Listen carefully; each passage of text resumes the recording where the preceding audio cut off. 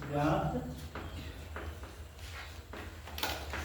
कीजिए जिसके शून्यकों का योग जिसके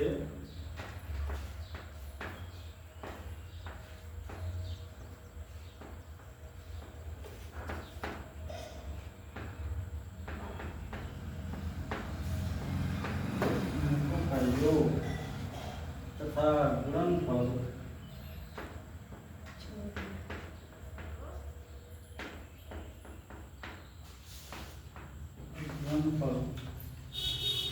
क्रमशः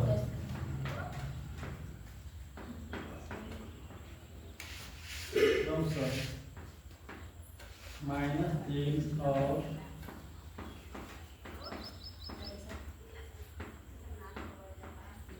2 है। ध्यान दें।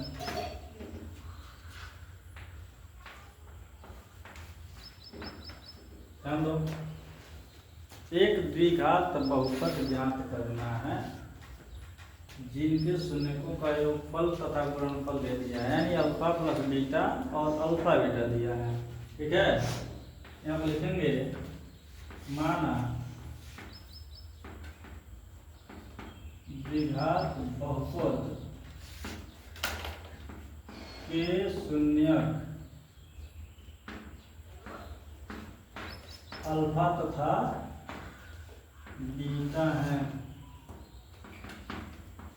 तब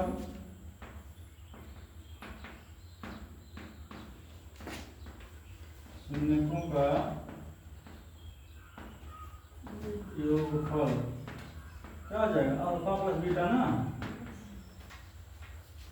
अल्फा प्लस बीटा कितना दे दिया है? योग दे दिया ना, -3 तथा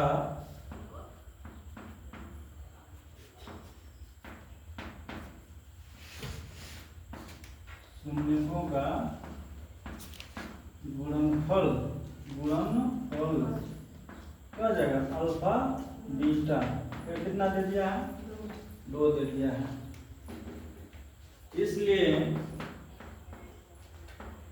द्विघात बहुपद जो होगा, सूत्र बताए होंगे सर, बराबर x² माइनस शून्यकों का योगफल पुस्तक 1 पे x प्लस शून्यकों का गुणनफल प्लस शून्यकों का गुणनफल यह हो जाएगा x² माइनस शून्यकों का फल कितना लिखे हो? -3। अल्फा प्लस बीटा ऐसे ही दर्शा सकते हैं, तो डायरेक्ट -3 रख सकते हैं, कोई दिक्कत नहीं है। ठीक है, alpha beta x plus alpha beta. अब बताइए x² minus alpha plus beta का मान -3 x ना, प्लस अल्फा बीटा का मान 2, तो कितना जाएगा? x² माइनस यहाँ पे प्लस 3x। ठीक है, अगर सुने मंजिल दिमाग में घुस गया सुने पूरा करना था। नहीं बेटा, गुणा नहीं करना था। अल्फा प्लस बीटा दे योग पद दे ध्यान दीजिए, योग दिया है, योग मतलब अल्फा प्लस बीटा माने मूल कितना है? मूल का शून्य माने है अल्फा बीटा है, अल्फा बीटा शून्य है, तो दोनों को योग करेंगे। अल्फा बीटा कितना दे दिया है? -3 दे दिया है। और गुणनफल कितना है? अल्फा गुणे बीटा यानी अल्फा बीटा कितना दे दिया है? 2 दे दिया। गुणनफल दिया ना 2, तो गुणनफल कितना हो गया? 2। सूत्र होता है द्विघात बहुपद का, जब कोई शून्यकों को गुणनफल दिया हो तब x² माइनस शून्यकों का योगफल कोष्टक 1 x प्लस शून्यकों का गुणनफल, या इसको ऐसे भी लिख सकते हैं, योगफल है तो प्लस बीटा और गुणनफल है तो अल्फा बीटा, लिख सकते हैं ना। Yes sir. x² alpha beta का मान कितना है?